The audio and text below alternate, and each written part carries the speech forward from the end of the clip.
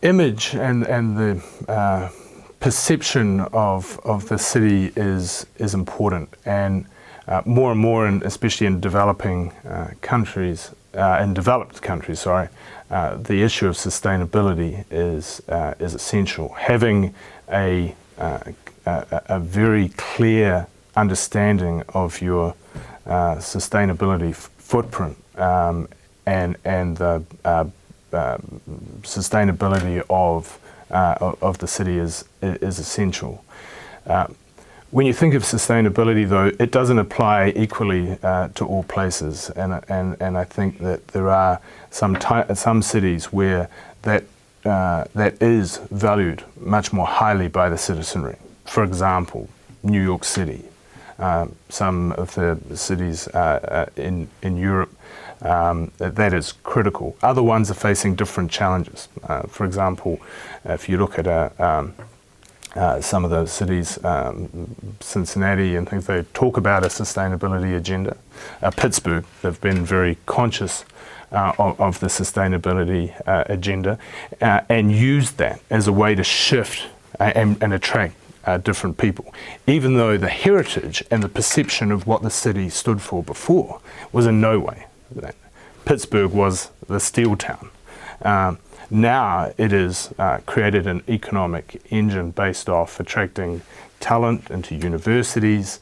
It has wonderful rivers, it's got wonderful, all of those things are starting to be part of the dialogue and pushing, even in cities where that isn't the case. What are some of these sustainability themes that we would want cities, or are seeing cities prioritise?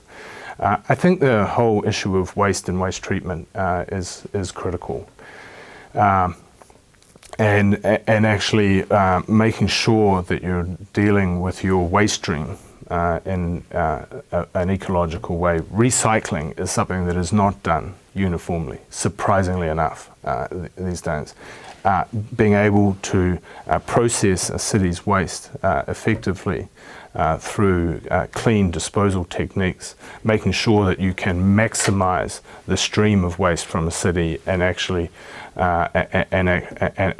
create value off the waste stream is good business for a city, and really does lead to the flow-on benefits of having a much cleaner city. It would be nice to think that some of the challenges of the past around pollution, water quality, air quality are a thing of the past. The truth is they are not, especially with cities that are still heavy industry, and there are some quite high-profile examples. If you think of the harbour in Rio de Janeiro, for example, as part of the Olympics, there was a promise by the city that they would actually clean up the bay.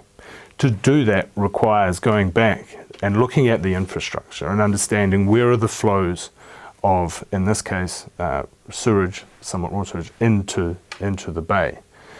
It's a complex issue because a lot of cities feed into the same bay. So how do you get people to start to think about this from a sustainability perspective?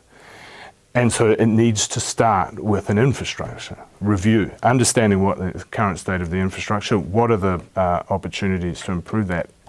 Because now, when you think about a city that is as beautiful as Rio de Janeiro with the events coming up, the fact that the bay is as dirty and polluted as it is a real problem. And something that the citizenry are really starting to talk about and demand. And this consciousness in a city is starting to drive a different dialogue in city halls and town halls around making sure that that is part of the set of solutions. I think the other challenge here is the air quality and some of the initiatives that cities can take to improve air quality, either in terms of regulation and regulation of the sources of air issues, as well as understanding the input of motor vehicles.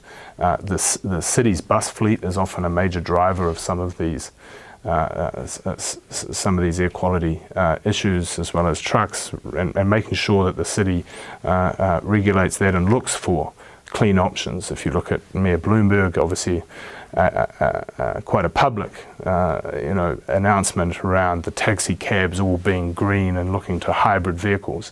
And this theme will continue because they've proven the case, and having that as part of the city's sustainability agenda is very important now, because it does attract some of the key talent that you may want to come and support your economic engine.